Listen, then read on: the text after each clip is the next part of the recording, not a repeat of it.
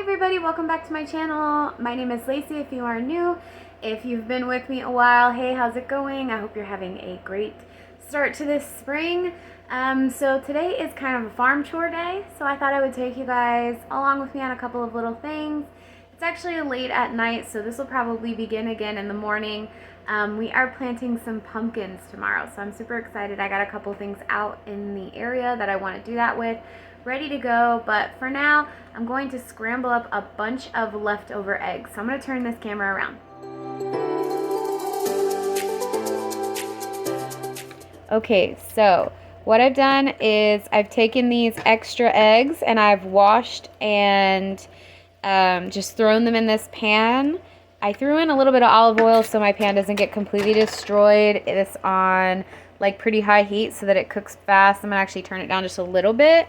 But I left the shells on because these are going back to the animals. So the dogs can eat them, the chickens can eat them, and that is what we're doing. And that's why if you're concerned about the eggshells, don't be. Oh, that one won't break. And I found the best way to do this is to use this meat pulverizer. And I'm going to add in some of my basil from when I made basil tea because that'll just be really good for them too. Okay, so to this eggs, I've added in, this is the basil. It was boiled earlier to make a basil tea. I can give you a recipe for that. Comment down below if you want. It's super refreshing, and it can also be kind of like a basil lemonade if you add lemon, and it's super delicious. But what I've added to this is like a half a thing of this minced garlic and a half a thing of this crushed red pepper. The minced garlic is a antibacterial, and the crushed red pepper is also really good, antimicrobial, and they can't taste spice. Chickens can't taste spice, so they'll eat it however hot you give it to them. So I'm just gonna let this continue to cook, and then I'm gonna put it in a Ziploc bag and pop it in the freezer. Okay, so I'm almost done with this process, and I keep having to turn the camera off because it's just easier to do this with both hands.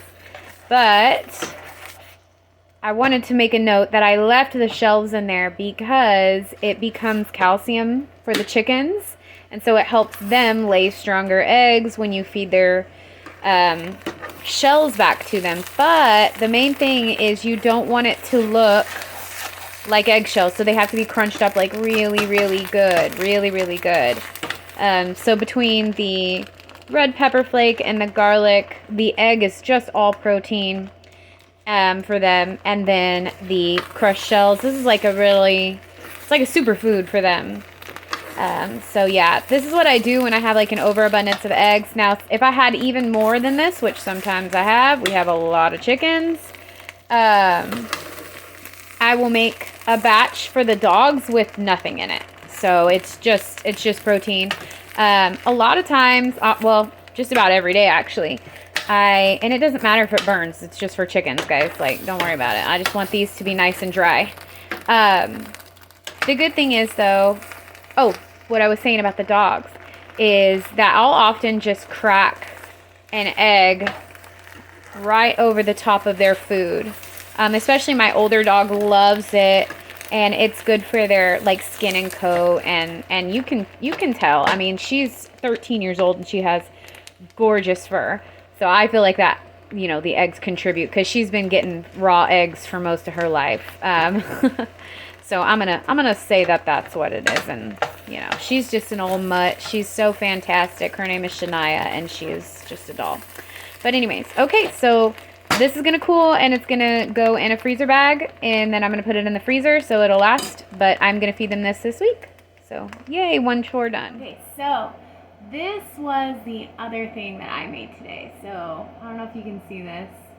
This is a stevia simple syrup. So, I got stevia plants this year, and I was really, really excited to try them. So, they've been in the garden for maybe a month. Well, almost, yeah, they've been with me for at least a month and a half, but I think they've been in the bed for like 3 weeks. So let me correct myself there. Anyways, so all you do is you harvest the top. So these stevia plants are super, super great in the garden right now. Like, they love the spot they're in. They've at least doubled or tripled in size at this point from what I first got them. So I shaved about half of it off because I was learning today about pruning them. So they need to be pruned so that they'll get nice and bushy. So I went ahead and did that, and everything that I had left over I put into a pot. I covered that with water about 3/4 of the way up the pot. I boiled that. As soon as it got to a boil, you reduce it to a simmer, and I let it simmer for probably 45 minutes. So about half of that water was gone by the time it was over, and I had 2 of these pints of the stevia simple syrup. So what I'm going to try to do right now is I filled myself up a glass of regular tea, and I'm going to try and see how many spoons this takes. So bear with me. Okay. That lid didn't want to come off. Okay, so, and the reason that I got the stevia is because I have been on a health journey. If you've been on this channel for very long at all, you know that. This is going on 2 years of just really working on my health. I had a gastric bypass. I've lost like 150 pounds, and so I don't do sugar at all. But when you don't do sugar, a lot of times that leaves in place to do like chemical stuff, you know, so like sweet and low, right? And so that also, you know, affects your health. I don't really want to continue to poison my body, especially, you know, I've been transitioning over to raw dairy and different things like that. So I'm like, oh, okay, you know, we need to leave the sweet and low alone. So I was really excited to get to try this today. So let's go ahead and see how many spoons. Now, this is kind of cool looking. I don't know if I can get it up to the camera. It's like got a very green tint. Oh, I spilled some. It's okay. Wah wah. Okay, but it's got a really green tint. It looks super cool. In the jar, it just looks like dark. But when you get it in a spoon, you can see that like really green stevia color. So I'm going to go 1, 2, 3 spoons, and I'm going to give it a stir. I'm going to set that there. Okay, there's definitely some sweetness. That is not just regular tea. Okay, let me rinse this. Standing right by the sink, so that's convenient. So I'm actually going to do 3 more spoons. 1, 2, 3. And this is probably teaspoons here that I'm using in this particular spoon. Yeah, that's sweet. Oh my gosh. Okay, so it took 6 teaspoons essentially to make this sweet. I could have probably simmered this down like even longer, maybe even double the time, and gotten this really, really concentrated. But I was taste testing just a tiny bit as I was going to see where the sweetness level was, and this seemed super off the chart. So stevia in and of itself is like 200 times sweeter than refined white sugar that you're going to buy from the grocery store anyways.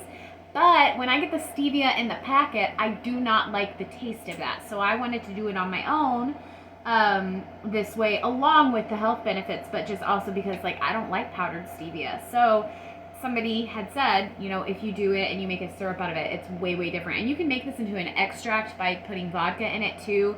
But I didn't have that.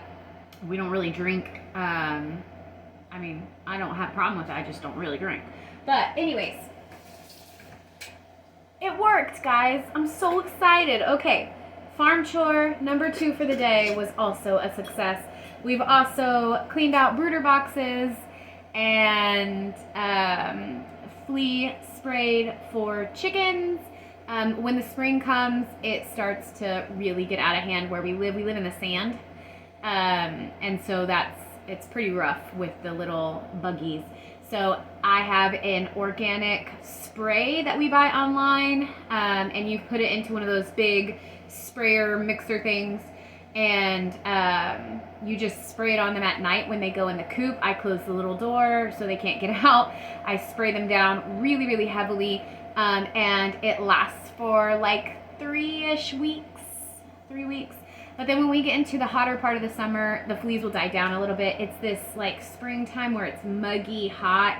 It really gets bad. So to keep them from, you know, because your chickens can get anemic from having so many fleas because all they do is suck the blood. So in order to keep that down, this year I am spraying pretty heavily. So we got that done too. And then the last thing that I have to do for the day is I have some milk that has soured. So we bought raw milk. Story time. We bought raw milk. I was so excited to really be on that part of my journey into like the raw dairy space that I was like, okay, I'm gonna savor this. That we didn't drink it. And so like a third of it went sour before we could finish drinking it. So I was like, no. So you can make cheese out of that. So it's still not going to go to waste, but it is a bummer.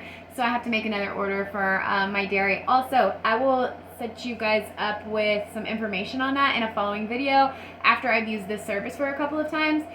So if you're in my local Central Texas area, this place is amazing. These guys get it to you, and it is so simple, super easy pick up and drop off. But farm chore number 2, done.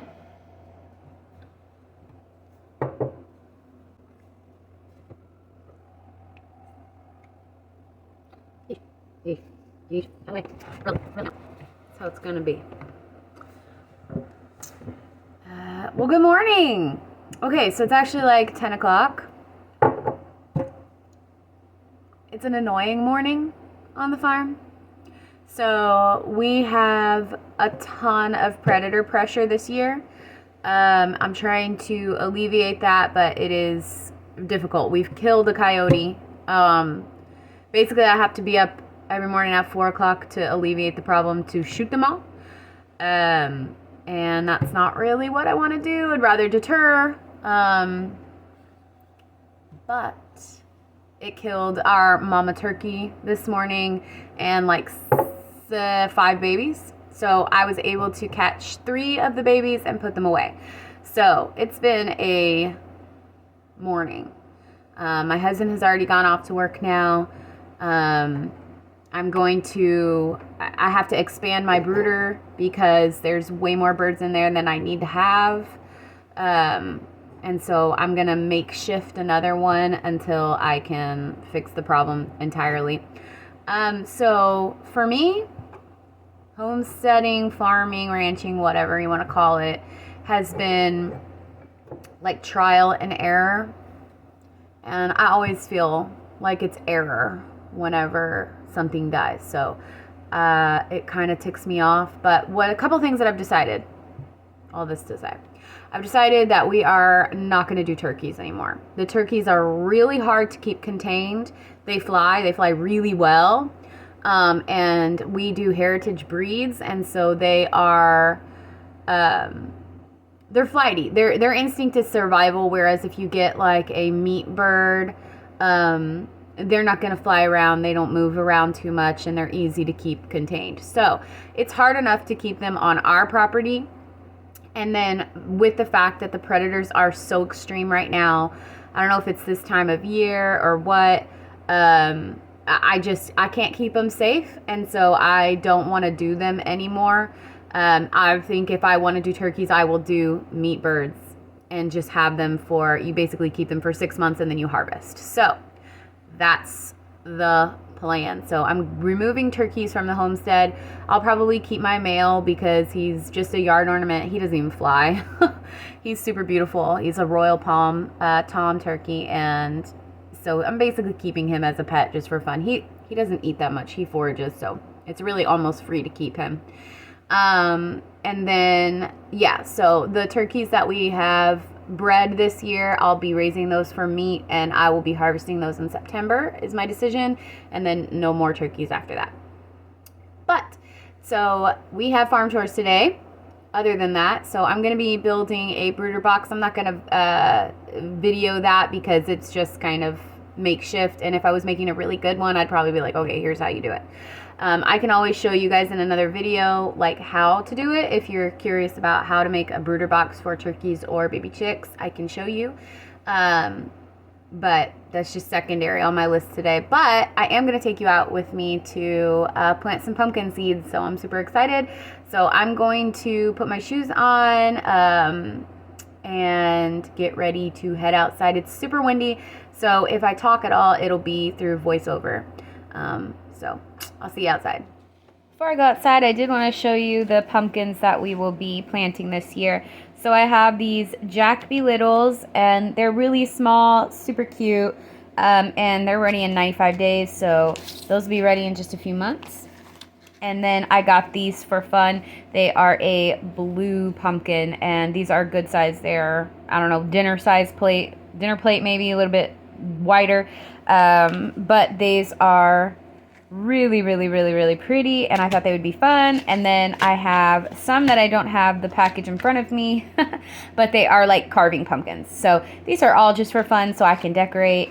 I don't have any like real like use other than that. And then in the same patch on another day, I'll be doing some watermelon, but I'm waiting to get like a fun variety. So I want to do a crimson sweet, but we'll also be doing something like with like maybe yellow flesh or something like that. So, all right, let's head outside.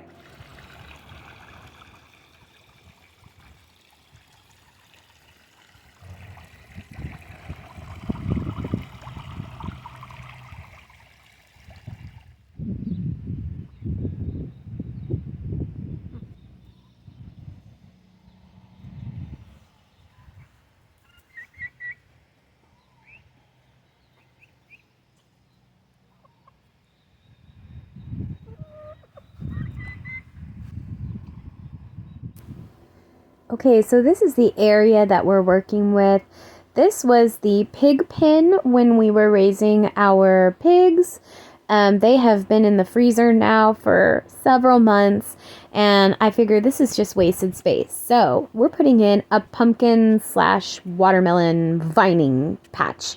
So all I'm doing is I am taking some dirt from this low spot that the pigs had wallowed out, and I am making mounds. So I was reading on the package. I mean, like if you buy Botanical Interests seed packets, they have so much information on there. You can learn a lot by reading the outside of the back of the package, but also on the inside of the package is full of information. So I am just reading the back of that and seeing that it's saying to make mounds. I kind of looked up how to do it, what to do. So basically you just make little like mounds, like anthill kind of things. And these need to be 4 to 6 feet spaced apart. So that's what I've done here. Most of these are about 4-5 feet apart. And I just made as many as I could get in this circular area. I know that when I have done pumpkins before, they just get sprawling and huge. And I thought, okay, this is a really nice place to contain them. Also to protect them a little bit from like the foraging animals, because it will be in this fenced in area. So I actually thought this was a good idea of a space that is going unused currently. We're not doing pigs again for just a little while. If we do, it'll be towards the fall. So I have some time. By that point, we'll have harvest. And the good news is from the pigs being in here, it is definitely soft soil. They root around and make holes, and it's kind of really well tilled. So that's what I am doing here, is just you're seeing me go back and forth making these mounds, and then I will plant the seeds. It was such a beautiful day today. I mean, to tell you, like, it stormed and it was so bad overnight. We were kind of a little freaked out. There was some tornado warnings, severe hail, and it didn't touch us other than rain and wind. So I will take rain and wind over tornadoes and hail any day. So this was actually pretty easy to work with. The dirt was pretty soft because of the heavy rains. In fact, the low water crossings all around where we live was really, really full. So the ground got nice and saturated, ready for me to do this. So here I'm just showing you the mounds that I have made, what they look like. They really do just look like anthills. And so I put the dirt there. I'd kind of like made the dirt, like if it was cloddy or anything like that, like I broke up any dirt clods and then I packed it down. And I just spaced them pretty evenly. Now I'm going to plant my first set of pumpkins, and it said you could put 2 to 3 seeds per mound, and then you would thin it later. So that's what I'm doing. I'm putting 2 seeds. I used a couple of seeds out of each packet in a different area. I wanted to put a couple in my chaos garden just to make it fun and try it and see if it would work in a little more shady of an area. So here we go. I'm just putting 2 seeds into the mound, putting it down. It said to plant them at an inch depth, which is what I would do pretty much all pumpkins at. These are the Jack B. Littles, and also it's basically the same thing on there. These seeds were much smaller though, so that was kind of interesting to see the littler pumpkins with the littler seeds. I guess it makes sense, but it was interesting.